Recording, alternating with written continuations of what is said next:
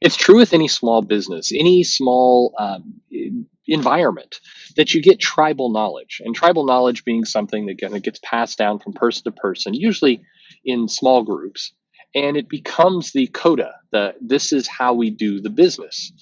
This is not unusual. This is normal. This is how a lot of small industries work and function because they're not big enough to have established protocols and a lot of the infrastructure you see in other things. They're not growing as fast as, say, pharmaceutical or tech. Comic books definitely has a lot of tribal knowledge, and it definitely functions this way. And in some cases, it's helped it survive. But in other cases, it's helped it be held back.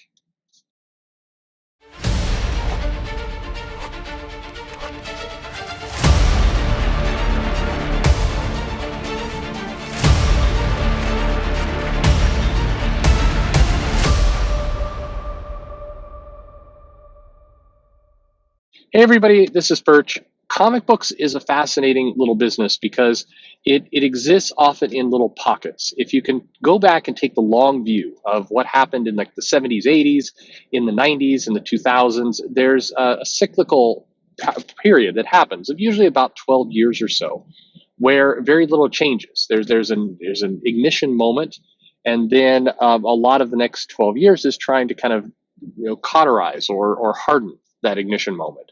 So examples of this would be kind of the artist revolution. What happened in the 90s when you saw the rise of viable indies with the image guys, or in 2000 when you saw writing become more of a thing and becoming more of how comic books are made. In many cases, as fans, we don't necessarily notice these circles directly, but we see the impacts of them. We see artists and writers and creators and styles come in and out of fashion. And in some cases it gets muddled. The golden age, the silver age are also periods in comic books, but this is more the how comic books get made. So they're less obvious what's happening. But if you collect comics for any length of time, you'll definitely notice periods where comics seem to feel the same. Now, what's interesting is comic books, like many small industries, struggle to change from one thing to another, even when some of that change is looking them right in the face. At times, these changes are bloody and dramatic, like what Jim Shooter's entry and exit out of Marvel. They can be very, painful for retailers, like Image's rise and then failure to ship on time, comic bubble bursting, and and then recovery out from that into stable companies. Generally, they're not without pain. And a lot of people within small companies, small industries, not just comics, they try to avoid pain because pain, when you're small, can mean death.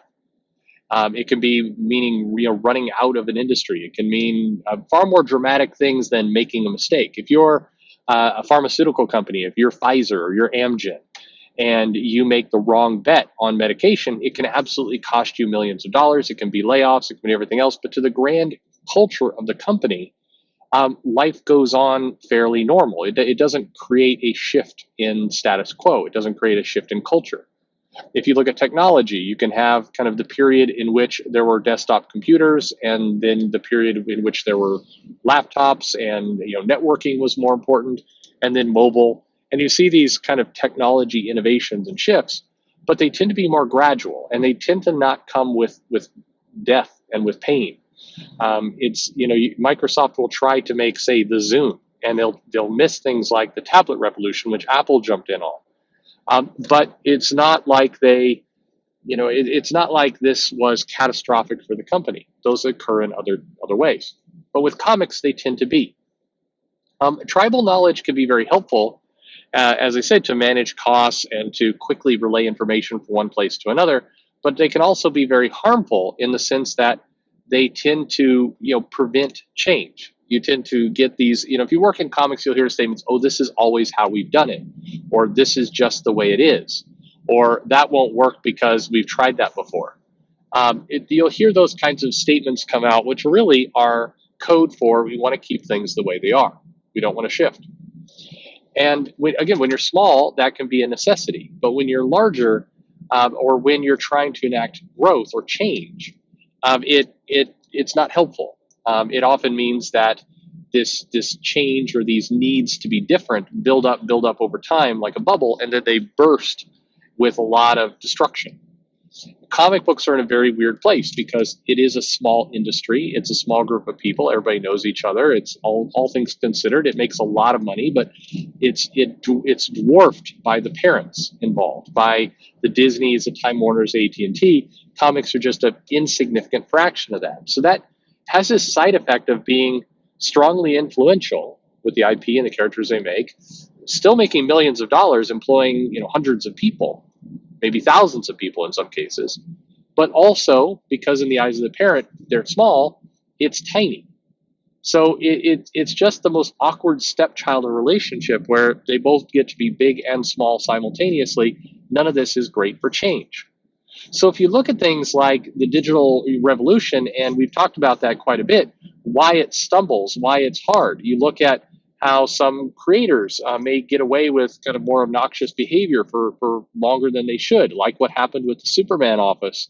I'm not even talking about the social media stuff. I'm talking about the Eddie controversy, the period where you have some real problems occurring within the publishers, and it tends to linger longer.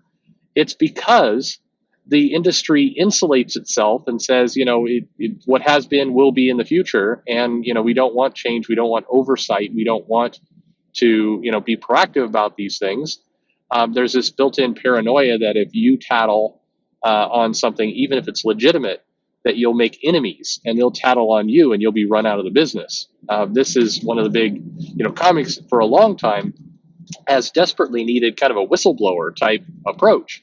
Not necessarily for ethics violations, although those too, but also just for, hey, the business is stagnating. If you have a great idea for a comic, an imprint, a distribution method, something with digital, something with marketing, where do you go to go give your idea? Many creators have said they almost had to sneak it in. How many times have you read an interview? Chris Claremont made many comments to this effect where he didn't necessarily ask permission from editorial. He just snuck it in until it was too late for them to stop him.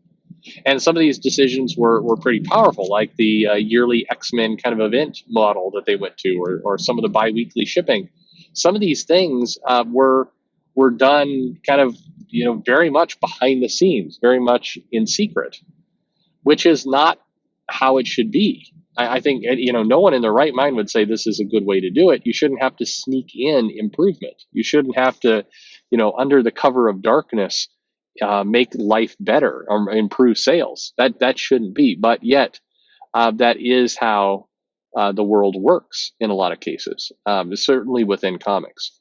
And it's because of this tribal knowledge, this idea that this is the way it is, and if you buck that system, then you must be out to cause trouble.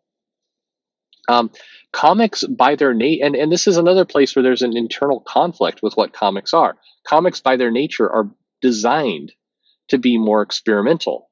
The people involved in them are creatives. Creatives tend to get experimental ideas that they want to try.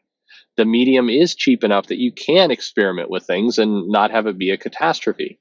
One of the reasons why I think I've been so strong on wanting to push a digital strategy is that digital, when done right, can be a very cheap and effective way to try new things. Cheaper than going to print, cheaper than shipping around physical product.